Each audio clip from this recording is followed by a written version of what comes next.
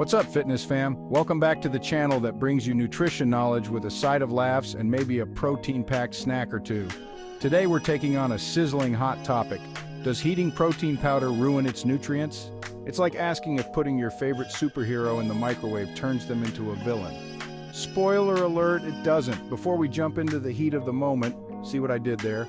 Don't forget to smash that like button, hit subscribe, and ring the bell so you never miss out on the latest and greatest in nutrition, fitness, and all the fun stuff in between. Okay, pop quiz time. How many of you have ever wondered if cooking with protein powder destroys its superpowers? Hands up!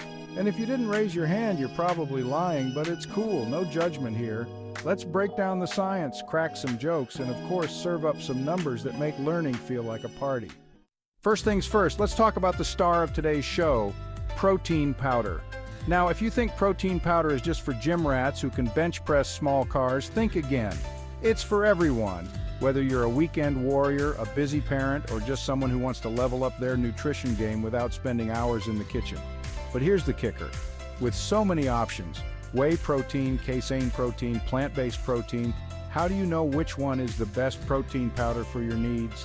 And more importantly, does tossing it into your pancake batter or mixing it into your hot oatmeal mess with its nutrition? All right, I'm about to drop a big word on you, denaturation, but don't worry, it's not as scary as it sounds. Think of denaturation like this. You know when you have a bad hair day and no matter what you do, your hair just won't cooperate? It's still hair, right? Just not in its usual fabulous form. That's denaturation for proteins. Still protein, just a bit out of shape. When you heat protein powder, the structure of the protein changes or denatures, but here's the thing. Denaturation isn't the nutrition apocalypse. In fact, it's just a normal part of the cooking process. And here's the fun part.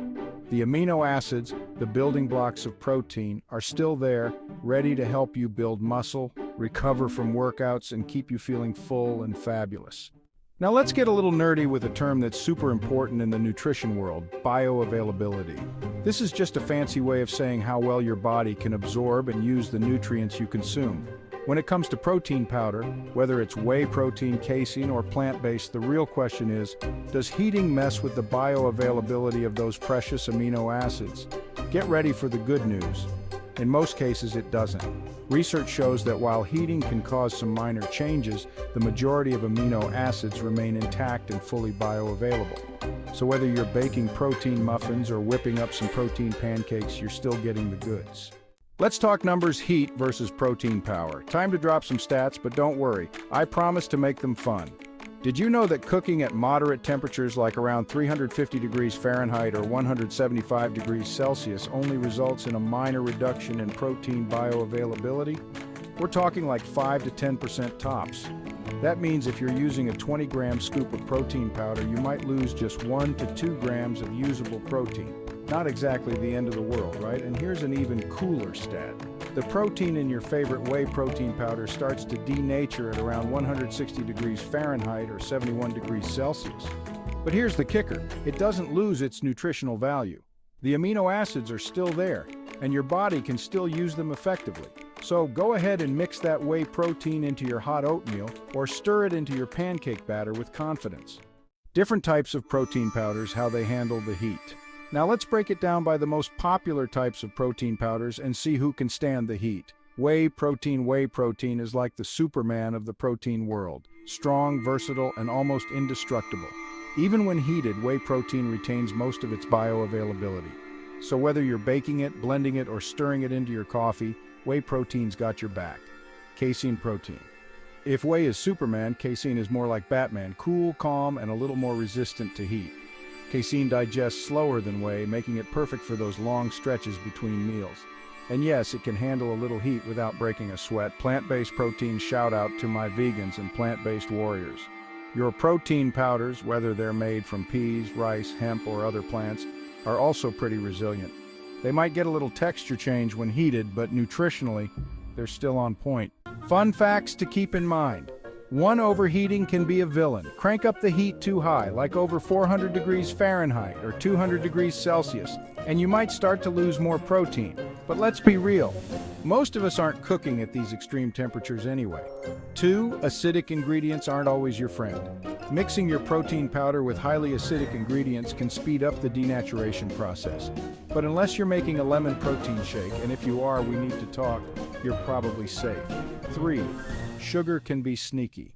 Loading up your protein recipes with sugar can sabotage your nutrition goals. Just because it's protein-packed doesn't mean it should be dessert-level sweet. How to cook with protein powder like a pro.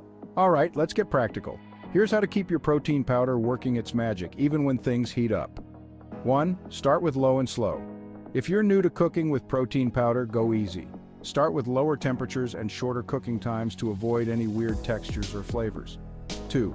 Mix with other flours. When baking, don't go all in with just protein powder. Mixing it with almond flour, coconut flour, or even good old-fashioned whole wheat flour can give you a better texture and keep your goodies from drying out.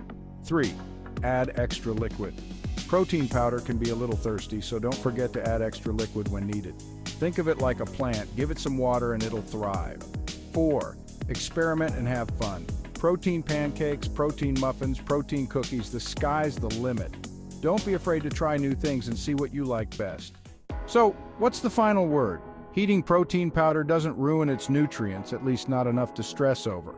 Whether you're working with whey protein, casein, or plant-based options, you're still getting the protein you need to fuel your body.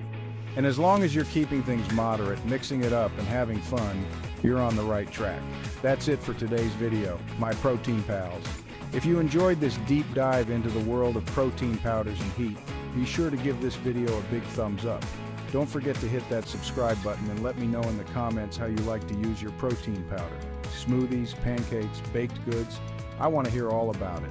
Stay strong, stay healthy, and keep cooking up those gains. Catch you in the next one.